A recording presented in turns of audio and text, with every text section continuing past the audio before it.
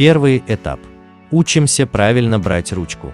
Возьмите ручку верхними кончиками пальцев по центру между указательным, средним и большим пальцами, так как показано на видео. Это и будет начальной позицией трюка. Второй этап изучения. Учимся делать пас в слот 1-2. Для того, чтобы сделать пас в слот 1-2, нужно надавить на ручку средним пальцем с внутренней стороны ручки и в то же время согнуть большой палец.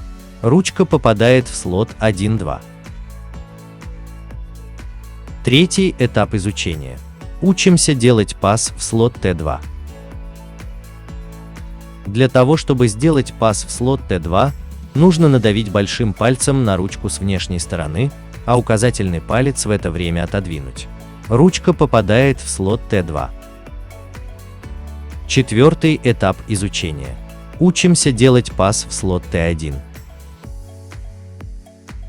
Для того, чтобы сделать пас в слот Т2, нужно надавить на ручку указательным пальцем и в то же время убрать средний. Ручка попадает в слот Т2.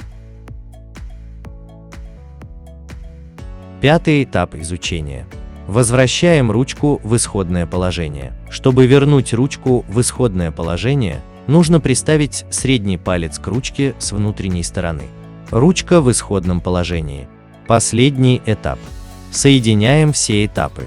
Для этого сделайте каждый этап один за другим. Сначала сделайте медленно и с паузами, чтобы понять, как двигаются пальцы во время выполнения трюка. Затем уменьшайте паузу между пасами, и со временем вы научитесь делать это плавно и быстро на самих кончиках пальцев. На этом все. Удачи в изучении!